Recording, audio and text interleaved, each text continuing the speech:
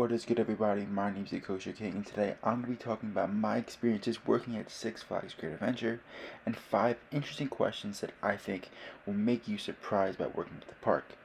So without further ado, let's get right into the questions. Now, the first question we have here is, what happens when a ride breaks down? Now, when a ride breaks down, I'm sure we've all experienced it. You could be next in line after a 2-hour wait. It is very annoying. But you have to realize it's just as annoying from a roller coaster operator's perspective.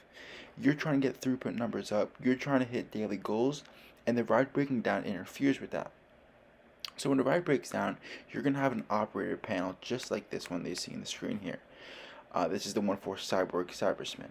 And on this is a giant screen. No matter what ride it is, it usually has a giant screen that talks about where the trains are and things of that nature. Now when a ride breaks down, we call it faults. It'll go red. There are certain colors for different rides. They're all different per ride, but it can be like yellow if it's a really bad breakdown, red if it's a not too bad, or like flashing yellow if it's somewhere in the middle. And once you get this, you're going to have also a screen at the bottom that says what's wrong with the ride. Usually it's something that you can't understand, like DC Circuit A is faulting. Like, I have no idea what that means realistically. So what you do is you call the number on the phone. It's different for every park, every ride. For me, it was just dial 5. From there, you basically just call them up and say, hey, we have this issue, send maintenance over immediately. Now after that, you then spiel to all the guests about saying, hey, the ride's broken down. Give them the basic thing that you hear at every single park, the minor technical difficulties thing. I know it really sucks, and I really hated doing it because I know exactly how it feels to be that person in line, or the person who's on the ride and has to get off because the ride's broken down. Now hopefully maintenance gets there fast, but if not, you can't do anything about it. Something that's interesting is that working at a ride, as long as you're not a maintenance person, you cannot touch the ride when it is broken down, especially when it's e-stopped. You can't put it into maintenance mode, and you cannot reset the errors. There's nothing you can do. I don't care if people are strapped on that ride in the 100-degree sun, you cannot touch the operator panel or you will get fired, and there will be some serious consequences for you. So what's interesting is that although the maintenance may go over there and push one button, it could be a simple click of one button, the roller coaster operator that day cannot touch the ride. That's something I found pretty interesting.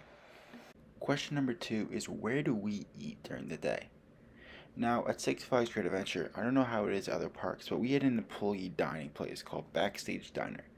A picture of where it is on the map is shown here, and it's pretty much behind Superman. And at this place, you have a bunch of different Six Flags style foods. But it's literally like at a 50% discount. So you might get like a primo slice of pizza with fries for maybe like $5-6, which is still kind of ridiculous. A slice of pizza and fries for $6 for your employees, that's kind of annoying, and that does add up. At the time, I was only making like $12 an hour, so getting paid $12 an hour that's half of your pay, half of an hour to just get a slice of pizza and fries. So knowing me, I'm Professor Finesser, so I went around the park. I would always just scan my pass in and go use my dining plan every single day. If you guys want to see more about that, I made a whole video on how that backfired on me and how that got very, very interesting very fast. Be sure to check that one out. So do we get free admission? Now, yes we do. If you work at Six Flags Great Adventure, you get admission with one friend every time you go to Great Adventure. You also get admission to any other Six Flags park, but I don't believe you can bring a friend. You also get 6 complimentary tickets a year, but that number can go up if you worked for a while. And I think that, or you can also do 2 gold season passes per year. Now, what's interesting about Great Adventure in particular is that you can actually get free admission to other parks near Great Adventure. So, as a part of my Six Flags, job ID, we got admission to Hershey Park and Dorney Park, and I believe Kennywood as well, but I could be wrong about that. So you got a lot of great benefits just through free admission, right? That's like saving you so much money. Personally, I had a pass already, so it didn't really save me that much money, but you can get free admission to all these parks, so it is a lot of fun, and I would recommend that. And question number 4 is, how does training work? Now, this is just for the rides department. I don't know about any other ones, but when I interviewed, I had to take some basic math test. It was like, if you have 2 quarters, how much money you got? Like, really easy stuff. And then the next thing you do, you have to go to like a 3-hour training session, and it's just the most boring thing ever. Everyone has to do it every year. Absolutely atrocious. It's like everyone knows that it's the worst thing on earth. And after that, you gotta take a 50-question multiple choice test on basics. Like, you can definitely pass a test without even going to the class. It's like, should you go into a zone where the roller coaster is operating? Like, probably not. I would say no.